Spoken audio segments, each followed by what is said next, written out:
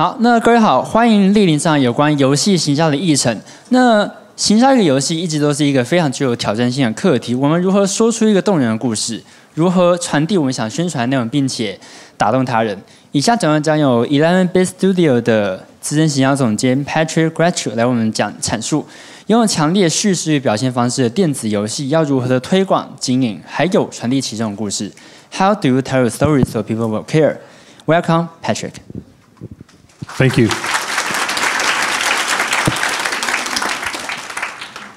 Good morning, all. It is great to be here. So allow me to start my talk by saying thank you for this opportunity. I feel really honored and really happy to be here, and hopefully you're going to find at least part of my presentation interesting. If I was to introduce myself in one sentence, I would say that I do have quite good marketing knowledge and a terrible English accent. So to learn anything about the first thing, you're going to have to suffer because of the second one. But this is the deal, and you have to accept it. It is quite a bit of a talk that I've got here, and like over 100 slides I'm going to have to get through. So let's get to it. I came from 11-bit Studios, a publishing company that you may be familiar with because of some of the titles that we have brought to the market. This War of Mine being one of them, Frostpunk or Moonlighter, just to name two others. And we do have some titles that we work on right now and we are about to bring to the market in the nearest future. But this is not what my talk today is about. I mean, partially it is about that, because I do have a pleasure of like running marketing side of things in our company, along with the colleagues of mine whom I cooperate with. And part of what we do, obviously, is telling stories. Telling stories about our games, but also creating those overarching narratives people can engage with and people can build relationships with, and hopefully are willing to co-create them with us. And this is what my talk mostly is about.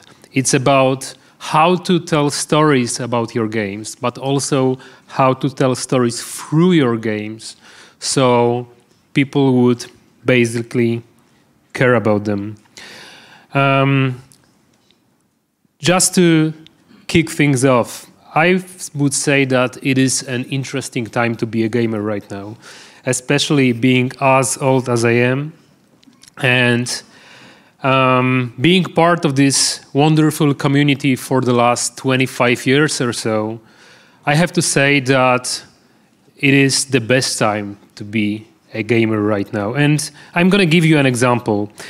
This is one of the games that I have played probably the most in like the mid and late 80s. It was called, do you know that game? Any one of you? Okay, so it was called Ninja. And as you can see, those looks, it was an amazing title, the title that I've sunk multiple hours into.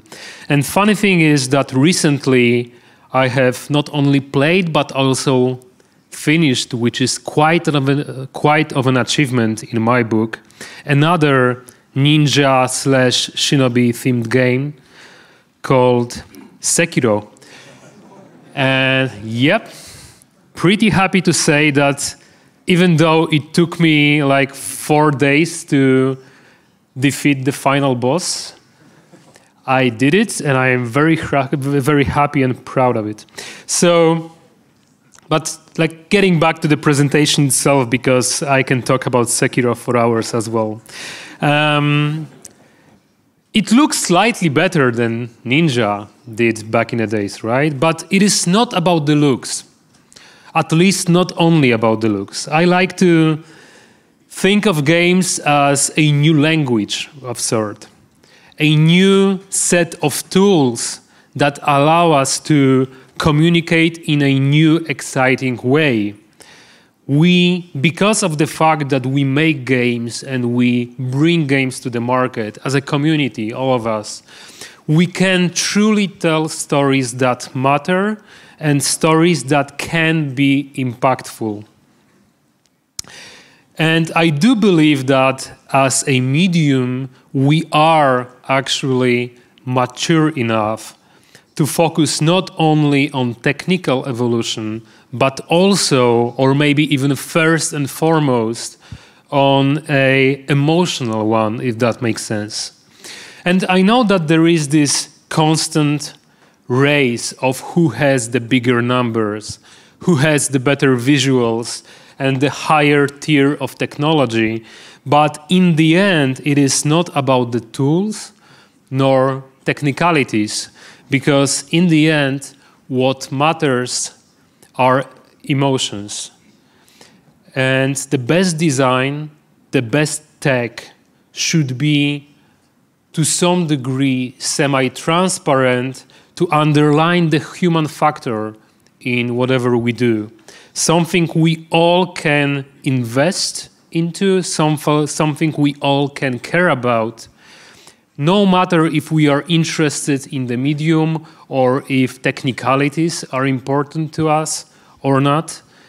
Emotions are always important. There is this book that I really, really like, written by Torben Grodal. It is called Moving Pictures, and it touches upon the impact of movies on their audience, but I think that it is highly relevant to what is happening in the gaming industry right now, right? So Grodal believes that people are constantly building these mental models of their surroundings, of everything that is happening around us, just to understand the world better.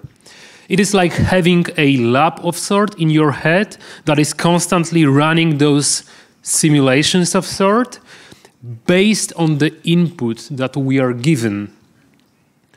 And it turns out that those mental models are built not only when observing real life, but also whenever we imagine a situation of sort. So whenever we read a book, whenever we watch a movie, or play a video game for that matter, we tend to do that. And obviously, the better the delivery of the experience, the more immersive it gets. With immersion comes impact. And with that, the overall enjoyment. And at the end of the day, people are just starting to care about something. And same goes for how you promote your game. And same goes for how you build the presence of your title on the market. New medium obviously means new possibilities, and with new possibilities, different approach is something that you obviously need as well. Because it is hard to expect different results doing same things over and over again, just to quote Vas from Far Cry, one of the most interesting antagonists, gaming antagonists from recent years, as I believe. And yes, I know that there was a guy, quote unquote, that was credited for that quote before Vas, but for the sake of the argument and the fact that we are talking about video games today, after all, let's stick to Vas, shall we? So anyway, even in a simple video game, once we identify the actant, usually represented by a character of sort, we automatically try to simulate his perspective. We try to think the way that particular persona would think. And do you know what game that screenshot is from?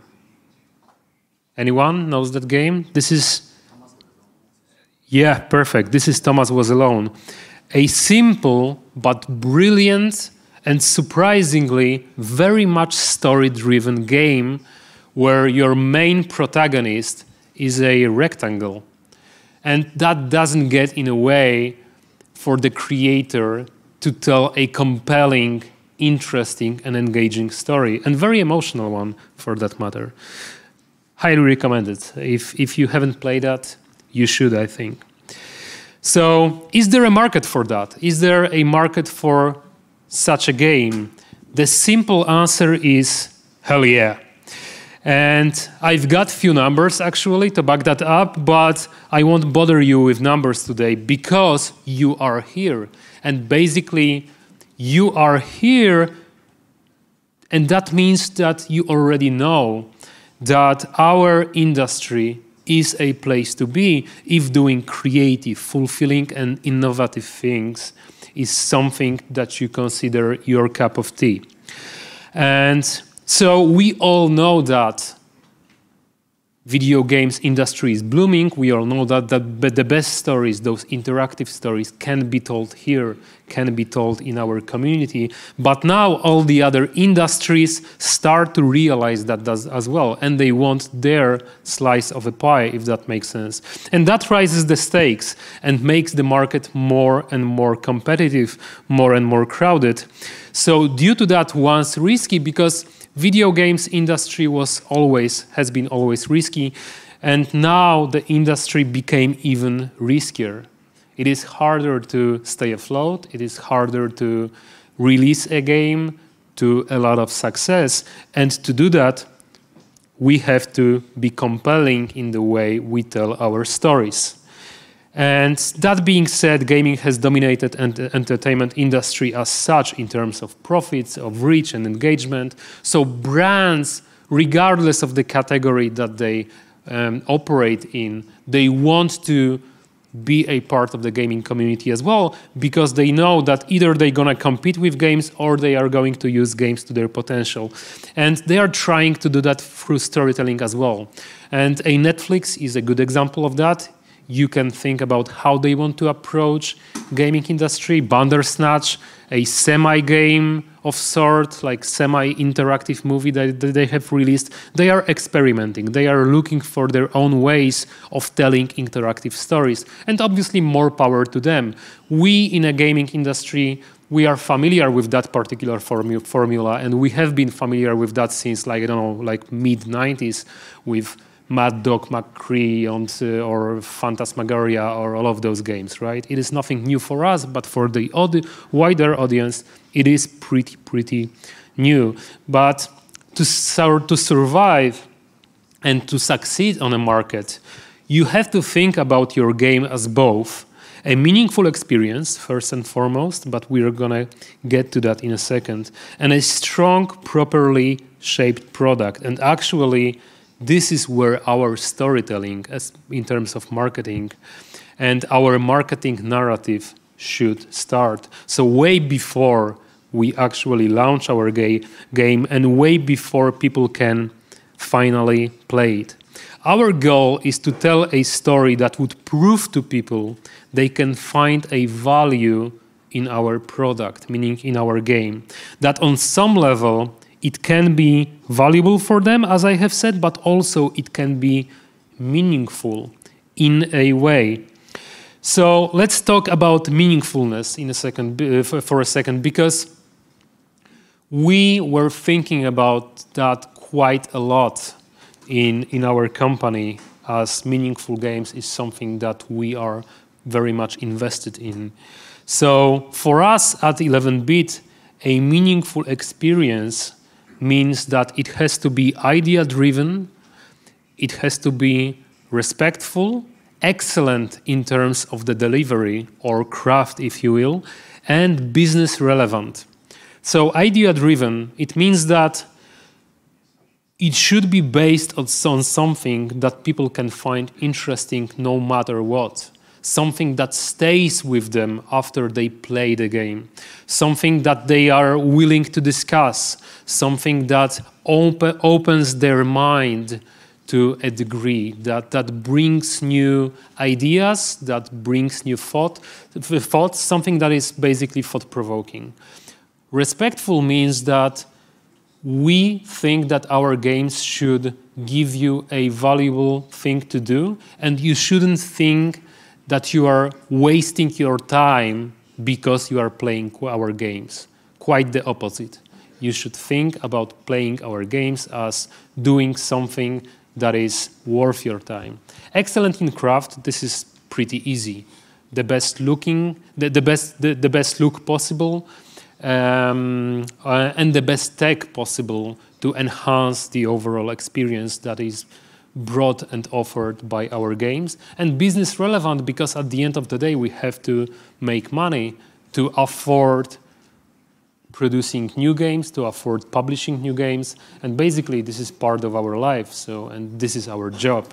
So it has to be profitable. It has to be business relevant.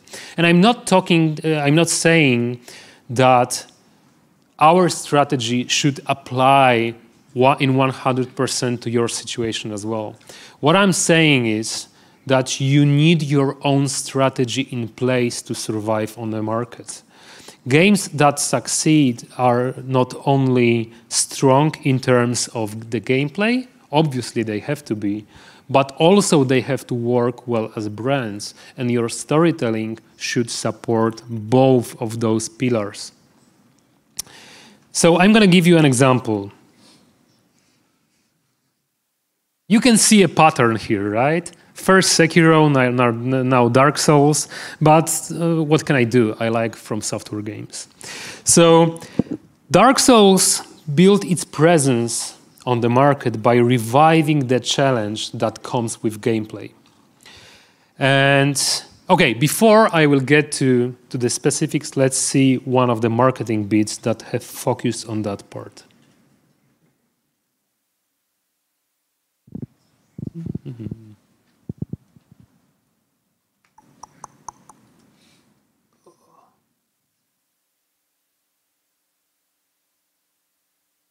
Or not.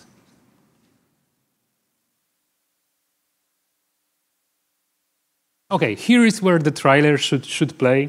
It won't for some reason, but that shouldn't be a problem. Okay, so in the trailer, aside from a great piece of music, you could see all of the things that Dark Souls is very well known for, but also there is this tagline that sums everything up. And do you know the tagline for Dark Souls series? Okay, so it is prepare to die. Quite grim premise, I would say, but also a catchy one, is it not? And what is the most important part is that it clearly states what the game is, and at the same time, it clearly states what the game is not, which is equally important. So what Dark Souls is intense, memorable experience based on high challenge, high reward formula. What it is not, though, is inviting, meaning easy to get into and appealing to mainstream audience. And you can get that from the video that haven't played, actually, but also the whole campaign promoting the game. So there is this factor of coherency here. It fills you with the sense of uneasiness. And this unique vibe the game is pretty well known for. And after watching the video or like encountering any marketing bit promoting the game, you know what to expect from the title. And if it is your cup of tea, probably you want more of that. The important part, though, is that from the storytelling point of view, it is as intriguing as it is very true to what the game truly offers when it comes to the moment-to-moment experience. And just to shift the tonality a bit, PUBG, another example of mine, has managed to dominate the whole genre for a period of time, which is not true anymore because right now we've got Fortnite, but that doesn't matter. But it dominated that genre for this period of time because it has delivered an exciting experience serving as a foundation for truly immersive storytelling. And all of you that have played or at least tried PUBG know that there is no story in that game. right? But the value lies in the fact that it provides gamers with a set of tools allowing them to create the memorable experiences of their own, a short stories of their own that they are willing to share with one another, talk about, and those small bits that stay with them for a longer period of time because they are exciting, because they are something that they find valuable to a degree. And this is something that sets games apart from all the other media out there, this interactivity, the way you can not only tell stories to your audience, but you can create stories with your audience. So it is the matter of co-creation. And speaking of co-creation, Minecraft became the first one to propose a digital equivalent of Lego, right? And something that Lego has actually tried a few times and failed at it hard for some reason, just to find its own success in more linear, action-focused approach. But long story short, it is a matter of discourse. This is the important part. A foundation, excuse me, a foundation not only you can use as a ground for your storytelling, but also one people can find engaging enough to take part in the discussion and to start supporting you with their own activities. And then comes the matter of your communication landscape, which should also be like from the marketing point of view, it should also be a part of your storytelling. And depending on the scale and scope of your marketing, you're either gonna act similar to how brands operate in other industries, if you are a part of a big company usually. But if you are indie or a smaller studio, probably you're gonna use specificity of gaming landscape to your own advantage. And specific landscape it is, with all the gaming events, like PAX, Gamescom, Beat Summit, China Joy, E3, all of those, building true movements around the most popular products. With the importance of thematic media, like Kotaku, IG, and Game Informer, just to name few, you know probably most of them. And the enormous value of the community, able to make your title sink or swim more here than anywhere else. Aware of all the pitfalls and opportunities, you can leverage your brand to a new level, but no matter what your scope, scale, or approach is, you're gonna start with your game, as it always has to be at the center of whatever you do. Even with the wildest story to tell, even if you have the craziest marketing idea, you should stay true to the core experience your game delivers. This is what I told you in terms of Dark Souls, right? That those marketing beats along with the trailer, you can Google up the trailer, don't worry about it. So all of those things are fun, all of those things are interesting, but they are also true to what the game is truly about. And because of that, those people that find those bits interesting, engaging, and inspiring probably will like the game itself as well. And this is very important from the marketing point of view, because otherwise you are destined to fail. So your storytelling in terms of the marketing has to grow out from in-game narrative and directly from the in-game narrative. And obviously every game has one. Even the simplest puzzle games provide you with an experience of sort.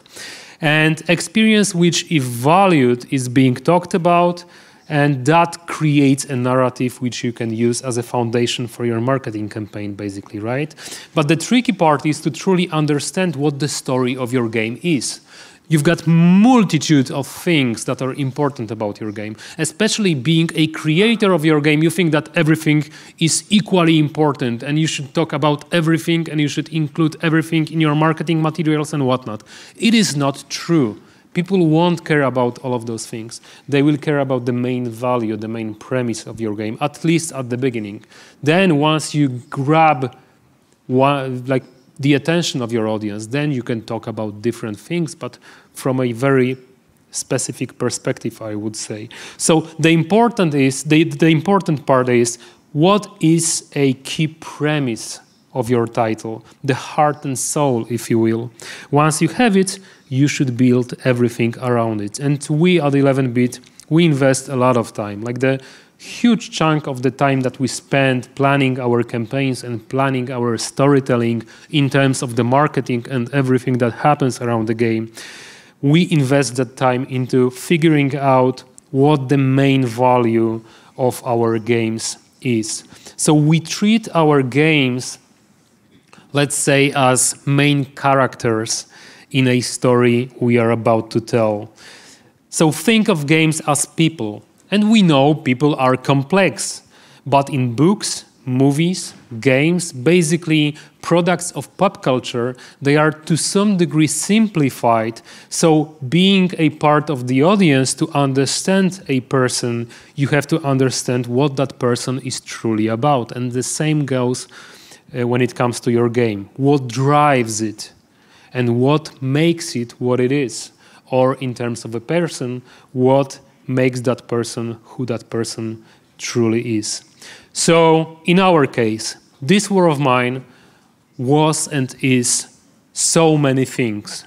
A survival game, a crafting game, a management game, but first and foremost, and this is something that we have focused on in regards to our storytelling, a game about civilians in a time of war.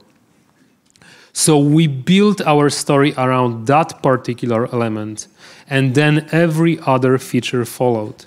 Hopefully, we're going to be able to see that on the trailer, but probably not. It's funny, because when I unplug my laptop, it's going to work, so I don't know what the reason behind it is. Again, you can Google it up. You don't have to worry about it. So with that trailer that we haven't seen and every beat that followed, we have managed to tell a story that was understandable, relatable, and interesting enough for people to care enough, again, to follow the title and to form a community of sort. But we have managed to do that because we had a story that was understandable, as I have said, and focused on a thing that was pretty unique, but also very, very clear. So it was easier for us to stand out. And the same goes for Frostpunk, so our recent baby. Frostpunk, again, is many things combined into one title. It is a city builder, it is a resource management game, it is a grand strategy game, and much, much, much more. I could give you a whole list of things that are serving as pieces of this puzzle that you could call Frostpunk. But for us, though, Frostpunk was and is a society survival game, first and foremost. And telling the story of Frostpunk, we have focused on that. Because if we were to say, oh, Frostpunk is a new city builder that is about to come and blah, blah, blah, blah, blah. You could be like, okay, but I've got my Anno, or I've got my SimCity, why should I care? And you would be right, why should you care? But because of the fact that we shaped Frostpunk into existence as a society survival game, it became something new, something fresh, something people could find interesting on the spot. And then we had our opening, we had our chance to explain how the whole experience is shaping up into existence, how the moment-to-moment experience gameplay-wise looks like and whatnot. Because that initial story was pretty much single-minded. Yeah, this is the third trailer, so I'm not even gonna try. So as I have said, it was the matter of different fresh take on a popular trend genre and clear idea carefully translated into moment-to-moment experience. Single-minded approach and the whole story told through the one well-defined lens. This of society survival in that particular case. Anyway, Having our characters in place. So once you understand what your game is about, and this is your main character, right? We think about how, where, and when to tell our story, meaning a scheduling and media planning come into play. It is basically how you pace your storytelling and what your plot looks like if we were to compare our marketing storytelling to a movie of sort or a book. How much do you want to reveal at each step of your campaign to give people enough of a reason to get invested, but not to spoil everything before they will actually have a chance to play your game. What to tell to trigger the interest, to make people care, and finally to make them buy, play, and last but not least, share their experiences, broadening your reach across the market. So the bottom line is that your story, in that particular case, covers something that marketers like to call a consumer journey. So the path that one takes from the moment he got familiar with your game, and this is a prologue, meaning your prologue is the moment a person gets in touch with your title for the first time, right? And then the epilogue is waiting somewhere way after one finishes their last playthrough. It is, and it looks simple enough as a concept, I would say, yet it is pretty hard to achieve. In our case, what we try to do, and this is the important part, I would say, is we try to make people care about the stories by staying relevant to what they already care about. So to themes and issues they find understandable, important, and interesting. It is way easier to relate to those things that already exist and people already are invested in than to build something from the ground up. And as I have said, usually it is a pretty difficult and challenging thing to do, but once achieved, it vastly increases the effectiveness with the same amount of effort, and what is even more important, with the same amount of money. And we know that those marketing budgets are usually pretty tight. So with Frostpunk, we were trying to address current social issues and tensions. Society in a time of struggle. This is something that is pretty clear for people around the globe. You've got so many tensions right now happening. You've got so many societies with different problems. So talking about that, you can be sure that people will understand the message and people will understand how that copes with things and themes that they are pretty engaged in already. With This War of Mine, we took a somewhat similar approach, I would say, but on a smaller, more intimate scale. Small group of civilians in a war-torn city. And war is happening like around the globe constantly. Somewhere someone is fighting and someone is suffering because of that. So again, it is a theme that is very much on point with what people are experiencing and what is troubling them on a daily basis. And do not get me wrong, it is not the case that games always have to be socially aware. This relevancy I have mentioned can be much more light-toned and casual. The key is that it has to be true. Your relevancy has to be true. And this is the last trailer from my presentation. And this is the one for Moonlighter, a game about a young shopkeeper who secretly dreams of reinventing his life and going on a grand adventure of sort. So like gameplay-wise, the game itself is divided into two parts.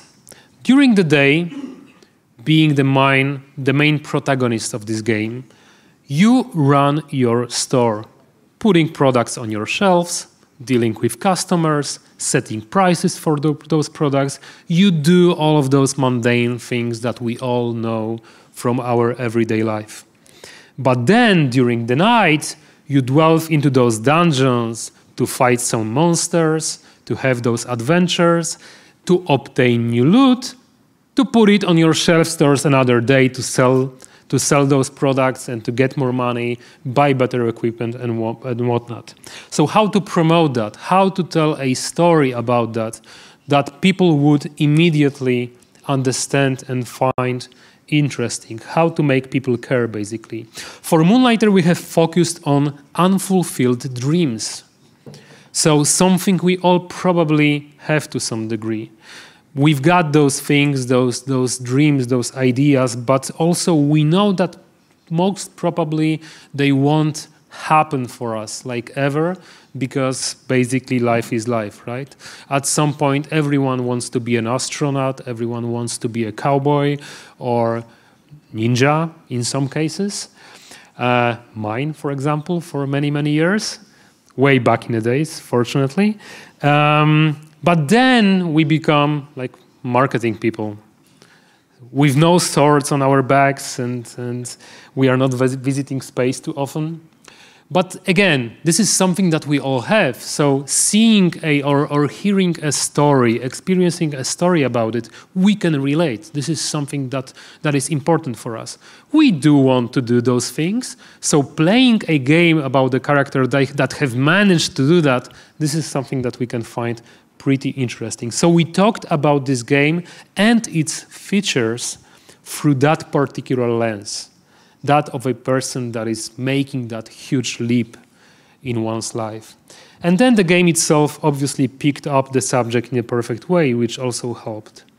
And one more example, a game that you may also be pretty familiar with, but the campaign that I like really, really much because of the story around it. So Call of Duty made an impact by addressing pretty similar things. So addressing our inner urge of living an exciting life while having our world intact.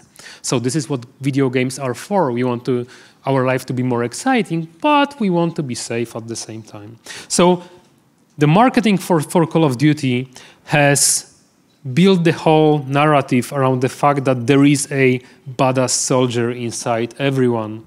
And that, unsurprisingly, brought them huge amount of success. Why? Because the world of Call of Duty with that particular story, with that particular narrative, became understandable and due to that accessible for new, let's call them semi-casual consumers, for this new semi-casual audience. Something that was considered a hardcore game for tough, skilled players now became more open and more inviting. And inviting usually is good, unless you are Dark Souls, which I have already mentioned. Because Dark Souls, on the contrary, based its success on exclusiveness, vastly increasing its entry threshold and going against the current trend, against the trend that Call of Duty has followed. So to play Dark Souls meant to be a skillful player, part of the elite of sort. And as history teaches us, people like to feel special. So this is something that you can use to your advantage when you want to tell a story about your game.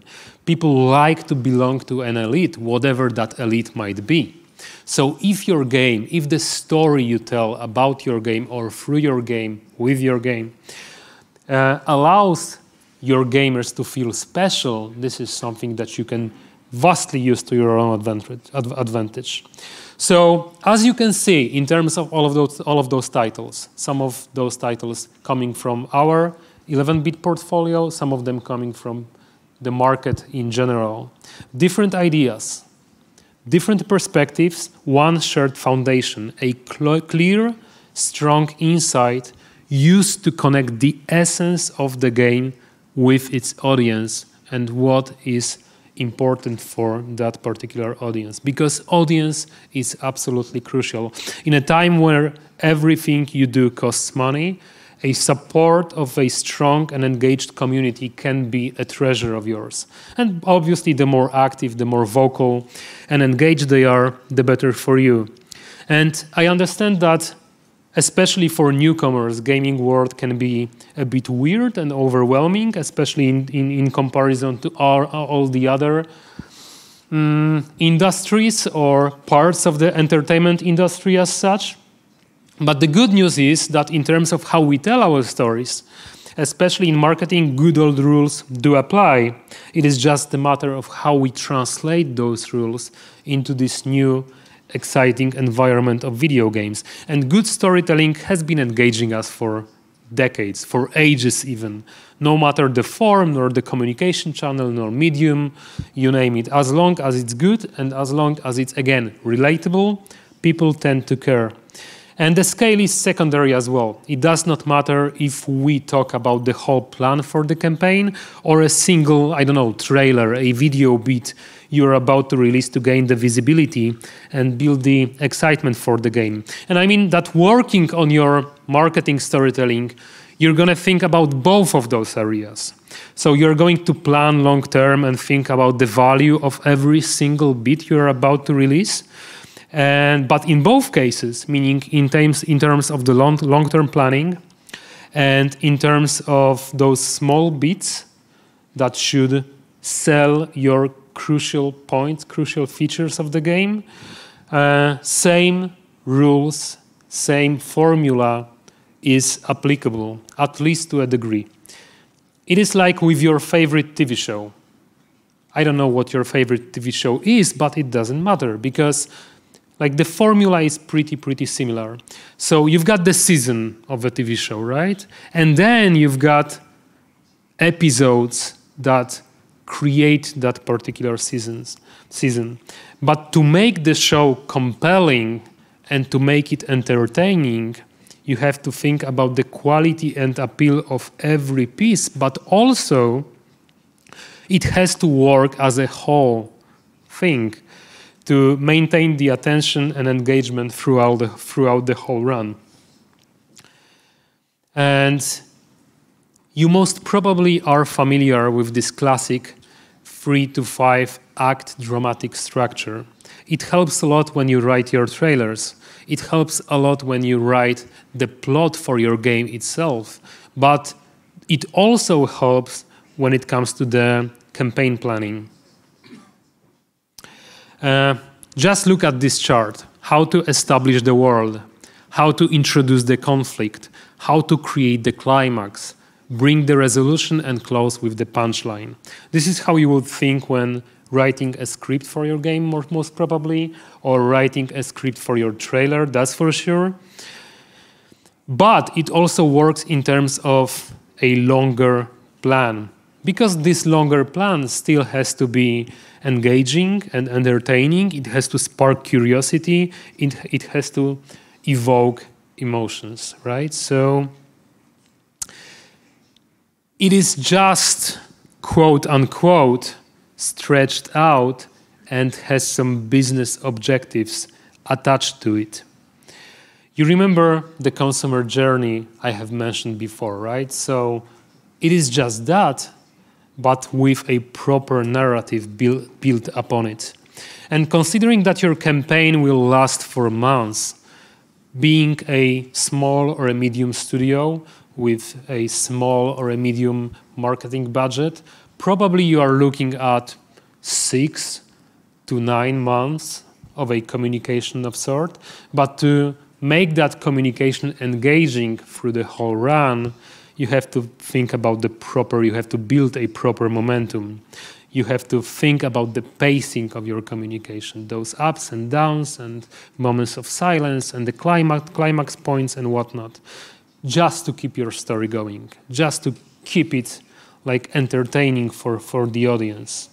And you've got multiple happenings along the way to use as, let's call them, carriers for your narrative.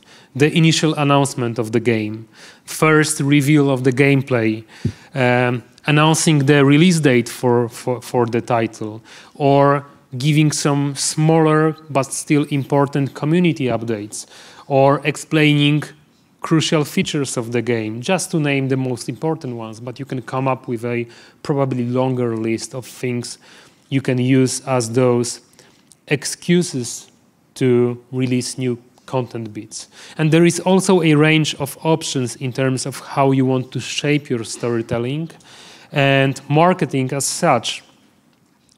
Here are some examples of our communication for Frostpunk. Each and every bit differs here, but also they create a coherent narrative, teasing the experience of the game for newcomers. And here you've got, I think it's like a Instagram post announcing the fact that the game will come to Xbox and PlayStation, but also enhancing it for all the current players. So telling your story, you have to think about how your audience is structured, about the fact that your audience can have different knowledge about your title. And no matter what their knowledge is and their current approach is, your story should be compelling, should be interesting, but also informative, because at the end of the day, you want to sell something, which is obviously your game. And I know that, like, considering all of those things that I have mentioned, it may seem like quite a lot to juggle, like a layer cake of things to cope with. So I'm going to give you a short recipe on a field that no recipes exist on, if that makes sense. No, it doesn't. Okay.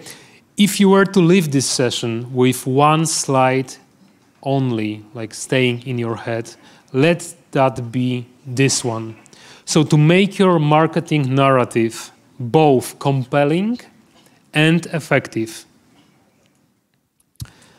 think your game through to truly understand its value and core premise. That's the first and probably the most important thing for you to do, to truly understand what is the idea that you're going to use as a foundation for everything you do in terms of your marketing storytelling.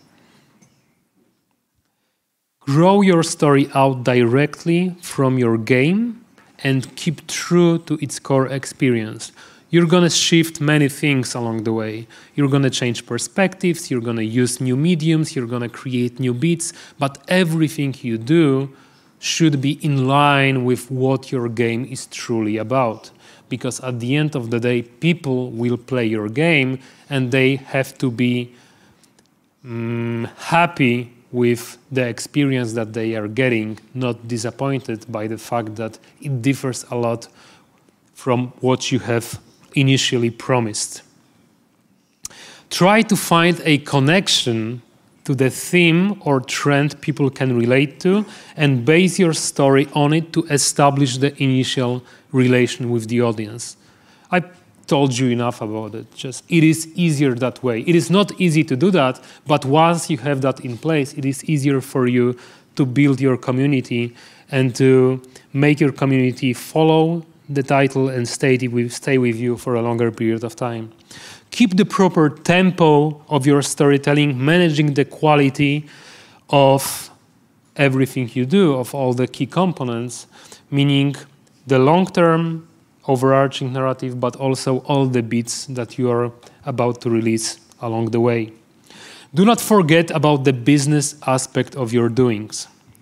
Think about how your story works in terms of your hard objectives. What do you need to do to sell your product, to sell your game? Think about those things. Think about those things that you have to communicate. All the information that you want to push to the market, but then think about them as elements of your story that you are about to tell. These are not two separate things to do. This should be one coherent universe that you are about to establish, if you know what I mean. And stay interactive. Allow your community to participate and co-create as much as possible, as long as it does not disrupt the integrity of your game, meaning the first point from our formula, the first point from our recipe. So your game has to be idea-driven to some degree. I mean, well-defined. It doesn't have to be idea-driven if you don't want it to be like that. But it has to be well-defined for you to be effective. But then your community likes to interact, and you should allow them to do that. Okay, and this is it, basically. If you want to ask me any questions about it, I am more than happy to answer all of them right now. If not, we can have a chat in the lobby afterwards. And the third option for you is to find me on Twitter or any other social medium or / platform. But if you want to find me on Twitter, which is the best way to do or the easiest way to do that, this is my Twitter handle @Akawist. And you can drop me a line or we can have an open discussion. I am happy with all the options. Thank you so much for your attention. And once more, it is a pleasure to be here and talk to you. Cheers.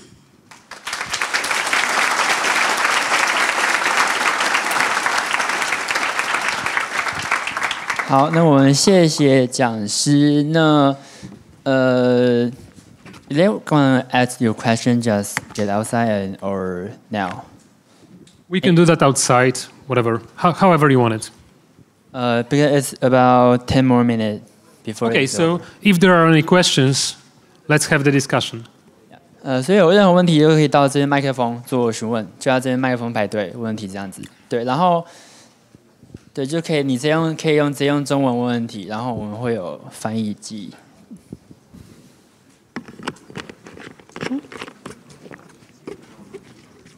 有任何问题想问的吗？还是大家都只想要直接到外面跟讲师闲聊？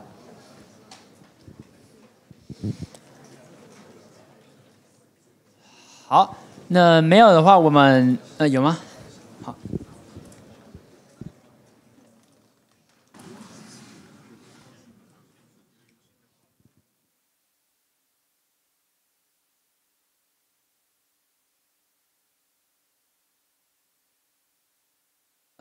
你能讲英文吗？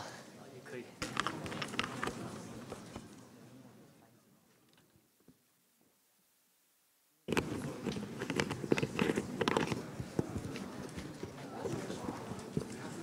Hi. Hi. Okay. Okay.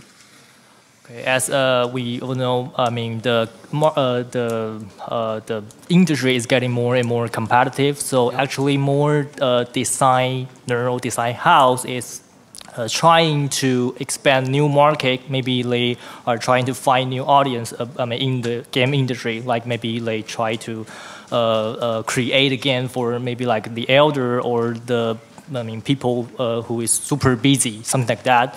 But because these people are usually not the mainstream audience in the market, so we don't have enough information about them. So what would you suggest? Us to approach this audience in the view of marketing? So by the way, it's a very good question. Not an easy one to answer by any means, but a very good one.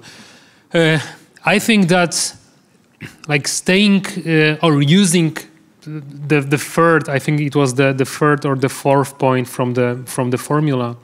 So using those existing themes as a foundation for your communication is something that works best for us in those cases. So I'm going to give you an example based on This War of Mine.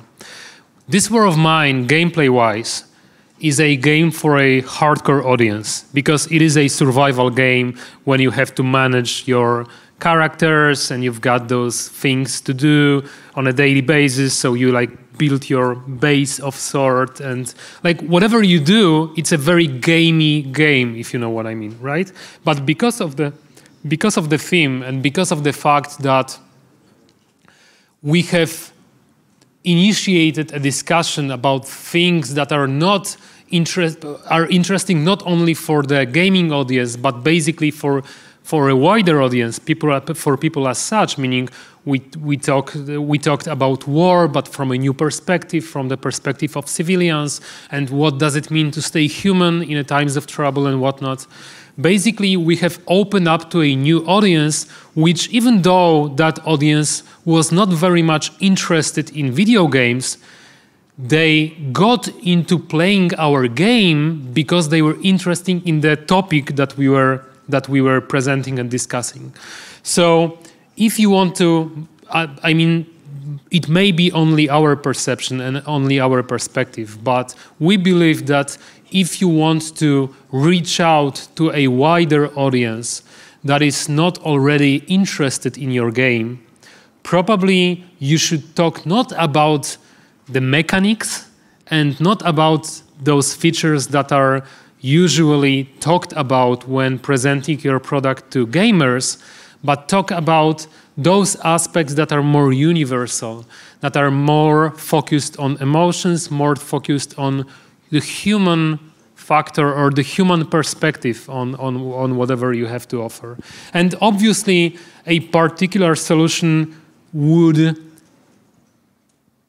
be a result of what your game is actually about, and I don't know your game, so I can't give you a immediate solution, but I would try to find a topic that is understandable for a person that is not interested in games at all. And actually, the simplest way and the best way to do that is to test your game out on a relative or a friend or someone from your family. Try to talk about your game to your grandmother. I don't know, and try to make her interested in your product, right? So if you were to tell her, oh, in my game you can have a double jump and you can upgrade your weapon 4 times, she would be like, I don't know what that means. But once you have a way to approach her and explain what your game is about, so she would be actually interested in that, most probably when you use that as a foundation for your campaign, you're going to reach out to a totally new, broader audience. Also, a perception of your game will be stronger, I think, as a more interesting and unique product, because not many games are doing that right now. Not enough of them, I think. Yeah.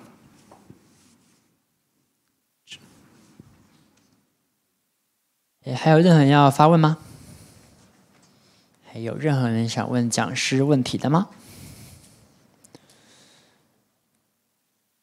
好，那你还有问题吗？ Other people want to ask a question. I may further expand my question because we have a problem which is because those audience may not use the platform we are used to, like maybe Steam, or maybe my grandmother doesn't even know what is a Google Play Store. So the problem is how we that those audience know the game, or how do we let them know the information? Yeah, so it is a different problem. The one of the, let's call it an entry threshold, right? So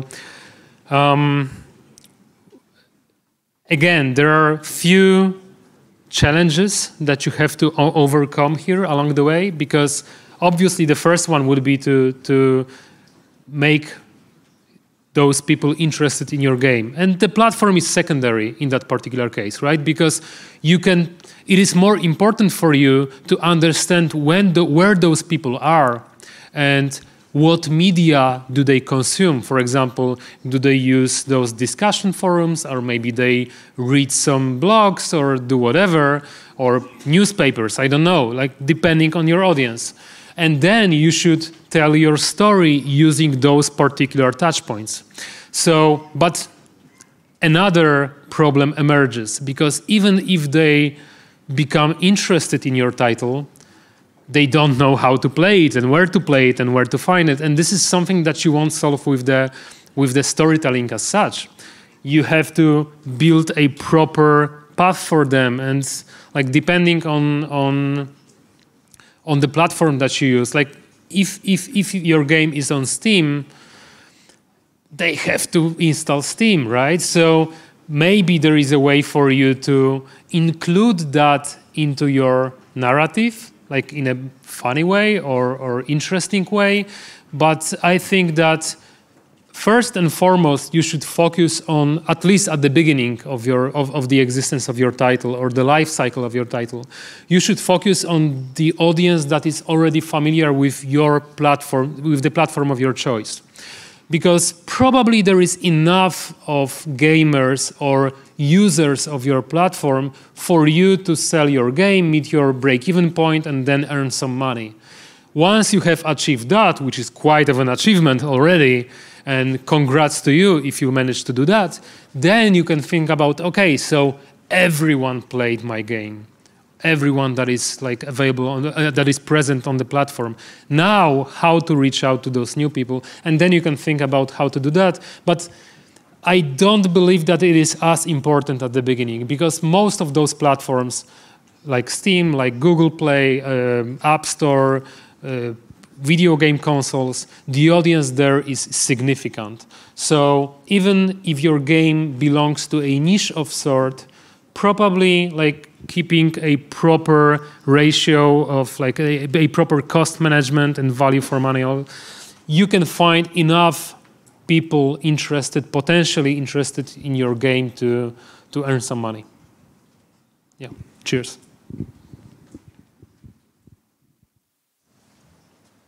You, sorry, you mentioned in your slide, tell your story in a proper tempo.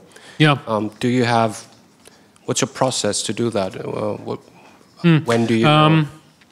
Usually we do that from the ground up. I mean, we try to keep our campaigns within a proper time frame.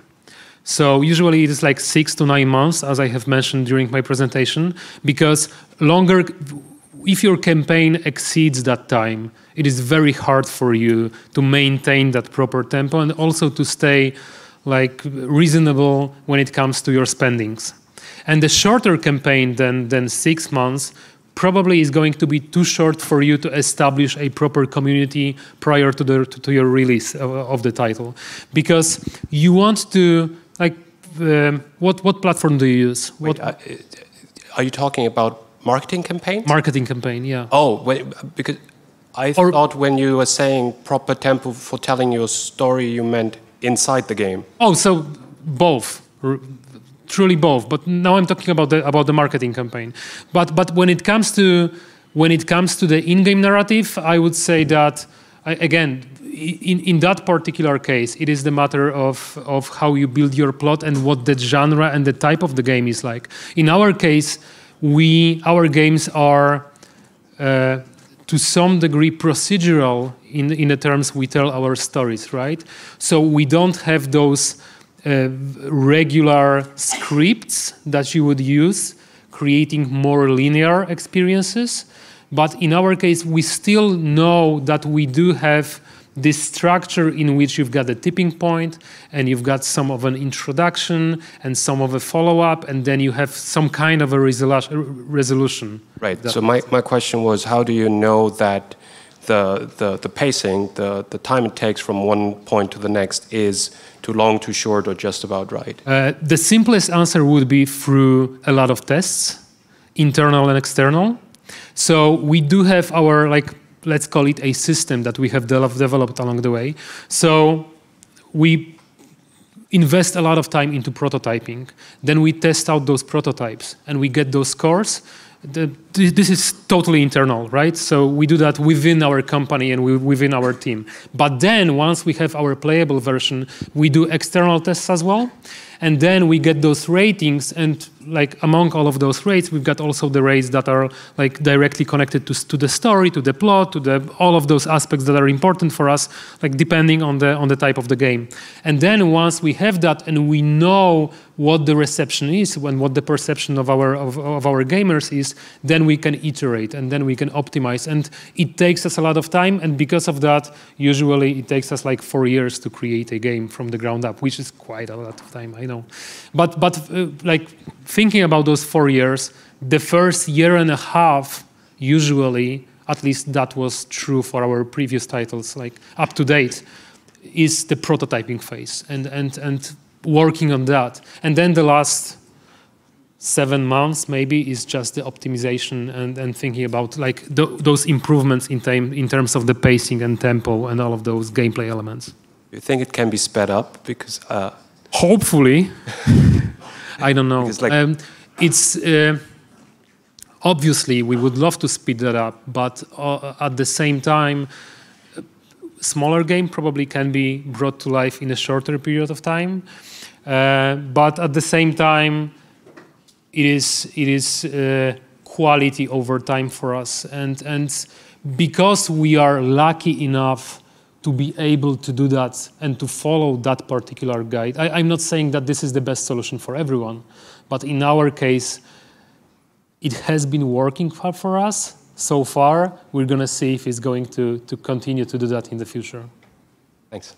Thank you. 好，那我们再次热烈掌声，谢谢展示的演讲。Thank you. Cheers.